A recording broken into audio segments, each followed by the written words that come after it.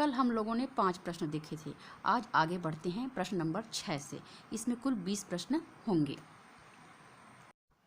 Video देखने से पहले वीडियो को लाइक कर दीजिएगा और सब्सक्राइब कर दीजिएगा, ठीक है। आगे शुरू करते हैं प्रश्न नंबर 6 से।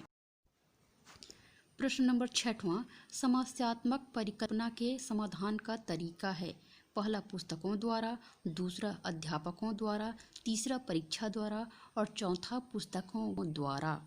तो इसका राइट आंसर है तीसरा, परीक्षा द्वारा।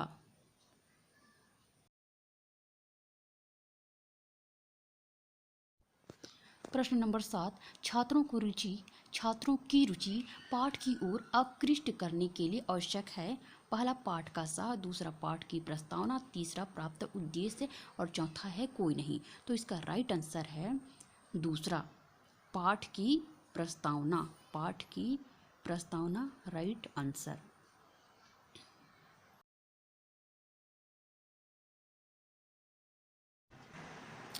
प्रश्न 8, सामाजिक विज्ञानों का शिक्षण के दृष्टिकोण से किया गया सरलीकृत रूप है। यह कथन किसका है? पहला वेस्ले का, दूसरा जेरोनिमस का, तीसरा माइकोलिस का और चौथा वाइनिंग का।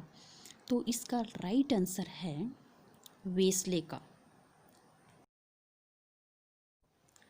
प्रश्न नंबर 9, 10 वर्षीय विद्यालय शिक्षा क्रम किसके द्वारा निर्मित किया गया है? 10 वर्षीय विद्यालय शिक्षा क्रम किसके द्वारा निर्मित किया गया है?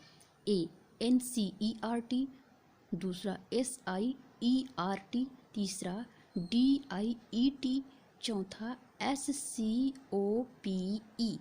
तो इसका राइट आंसर है पहला, एक 10 वर्षीय विद्यालय शिक्षा क्रम किसके द्वारा निर्मित किया गया है? NCERT के द्वारा।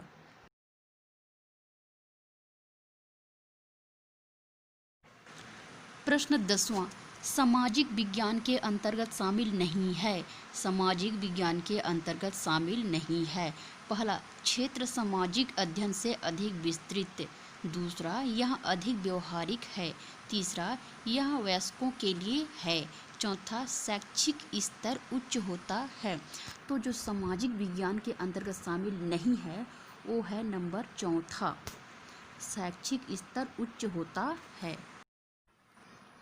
राइट आंसर है शैक्षिक स्तर उच्च होता है। ओके।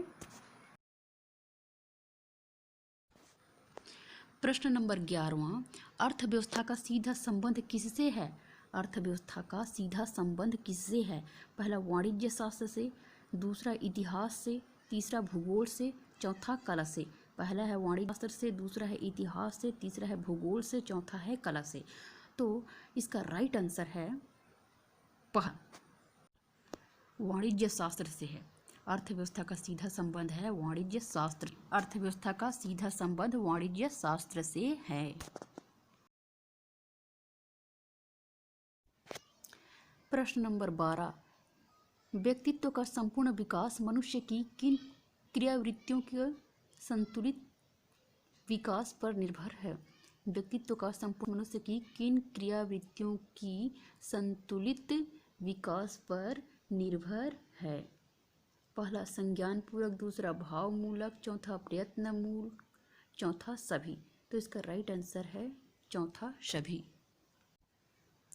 व्यक्तित्व का संपूर्ण विकास मनुष्य की किन किन क्रियावृत्तियों की संतुलन विकास पर निर्भर करता है? तो संज्ञान पूरक भी है, भाव मूलक और प्रयत्न मूलक, ये सभी इसका राइट आंसर है। चौथा नंबर है ये सभी।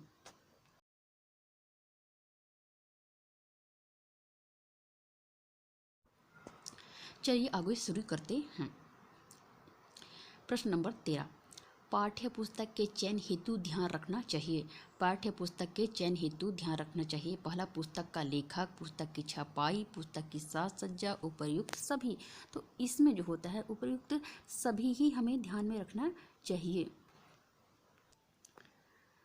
पाठ्य पुस्तक के चयन हेतु ध्यान रखना चाहिए। पुस्तक का लेखक, पुस्तक की छपाई, पुस्तकों की साज सज्जा, ये सभी उपर्युक्त सभी इसका राइट आंसर है चौथा।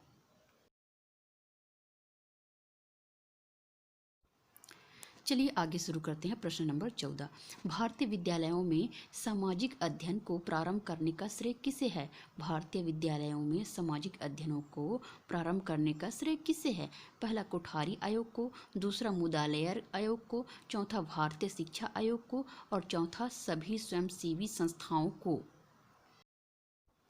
राइट आंसर है कोठारी आयोग। कोठारी आयोग। भारतीय विद्यालयों में सामाजिक अध्ययन को प्रारंभ करने का श्रेय किसे है? कोठारी आयोग को है। इसका राइट आंसर है पहला कोठारी आयोग। प्रश्न नंबर 15, किसके अनुसार सामाजिक अध्ययन का लक्ष्य व उद्देश्य सामाजिकता की भावना का विकास करना है? किसके अनुसार सामाजिक अध्ययन का लक्ष्य व उद्देश्य सामाजिकता की भावना का विकास करना है? पहला यज्ञमिक, दूसरा मेसीथा में, चौथा ईवी वेस्ले और चौथा मुनीश्वर प्रसाद। तो इसका राइट आंसर है तीसरा ईवी वेस्ले।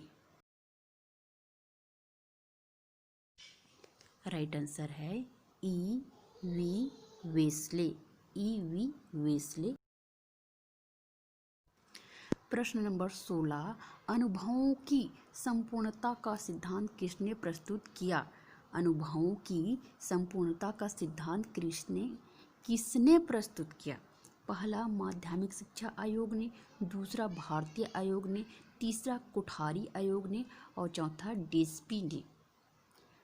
तो इसका राइट आंसर है तीसरा कोठारी आयोग ने। अनुभवों की संपूर्णता का सिद्धांत कोठारी आयोग ने है। कोठारी आयोग सर। तो राइट आंसर है कोठारी आयोग ने। कोठारी आयोग में लिखा गया है लेकिन कोठारी आयोग नहीं होगा। प्रश्न नंबर 17, सामाजिक अध्ययन में विषय वस्तु के संगठन कौन सी है? सामाजिक अध्ययन में विषय वस्तु के संगठन की नवीन रीति कौन सी है? एक, विषय विशेष के संरचना क्रम में संगठन की, दूसरा काल क्रम विधि के आधार पर संगठन की, तीसरा विषय की जानकारी के आधार की, चौथा सकेंद्रीय। तो इसका राइट आंसर है क्रम विधि के आधार पर संगठन की। सामाजिक अध्ययन में विषय वस्तु के संगठन की नवीन रीति काल क्रम विधि के आधार पर संगठन की। राइट आंसर है दूसरा काल क्रम विधि की आधार पर संगठन की।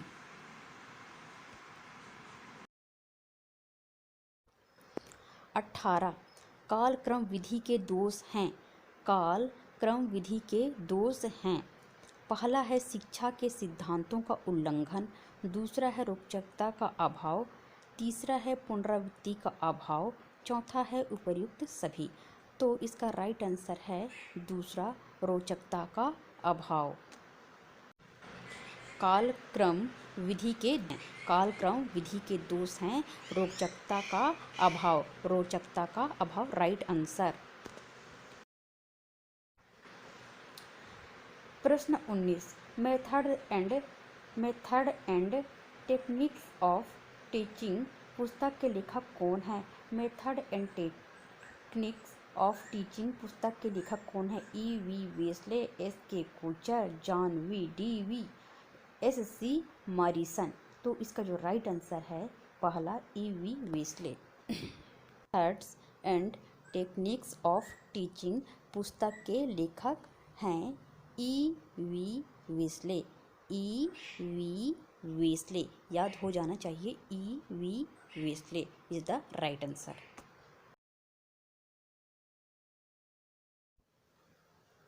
प्रश्न 20, निम्नलिखित में से भ्रमण नहीं है। निम्नलिखित भ्रमण नहीं है। पहला है लघु भ्रमण, दूसरा है सामान्य भ्रमण, तीसरा है बृहद भ्रमण और चौथा है अति लघु भ्रमण। तो इसका राइट आंसर है चौथा अति लघु भ्रमण। निम्नलिखित भ्रमण नहीं है तो ये है अति लघु भ्रमण है। बाकी है लघु भ्रमण है, सामान्य भ्रमण है और बृहद भ्रमण हैं, लेकिन अति लघु भ्रमण नहीं है। ठीक, जो भी गलतियां हो जाती है उसके लिए हमें माफ़ी मिलनी चाहिए। ठीक है, धन्यवाद।